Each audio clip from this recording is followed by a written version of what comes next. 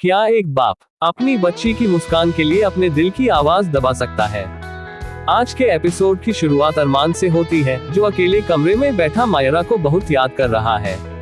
उसकी आंखें बार बार फोन की स्क्रीन पर टिक जाती है। वो बेमन से फोन उठाता है, अभिरा को कॉल करने ही वाला होता है, लेकिन फिर ठहर जाता है। नहीं, अगर मैं मायरा को अभिरा के साथ घुलने नहीं दूंगा तो वो कभी उसकी नहीं हो पाएगी। वो खुद से ये कहते हुए फोन वापस रख देता है।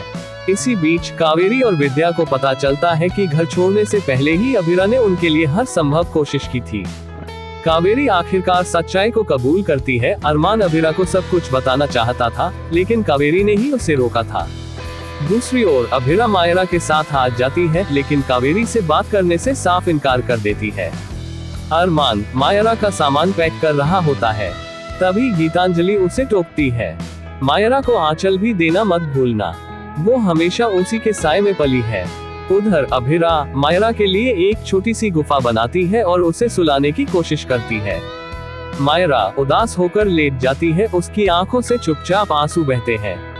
अभिरा कॉल पर अंशुमान से बात कर रही होती है, तभी मायरा के रोने की आवाज सुनाई देती है। वो दौड़कर आती है और उसे चुप कराने की कोशिश करती है, लेकिन नाकाम रहती है। मैं एक बुरी माँ हूँ, अभिरा खुद को कोसती है।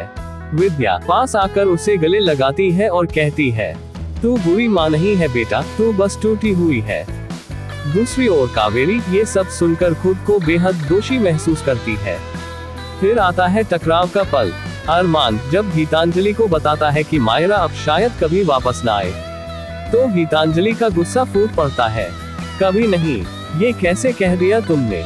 दादाजी अरमान को शांत करते हैं और कहते हैं, गीतांजलि अब अकेली हो गई है बेटा, तू वादा कर कि तू हमेशा उसके साथ रहेगा। बाद में गीतांजलि मायरा का सामान देने से साफ इनकार कर देती है।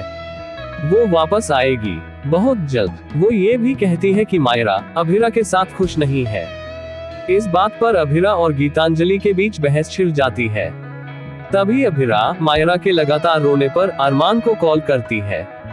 अरमान मायरा को समझाता है, बिटिया माँ के पास सो जा, वो तुझे बहुत प्यार करती है। और फिर वह गीतांजलि से भी कहता है, प्लीज अभिरा और मायरा को अलग करने की कोशिश मत करो।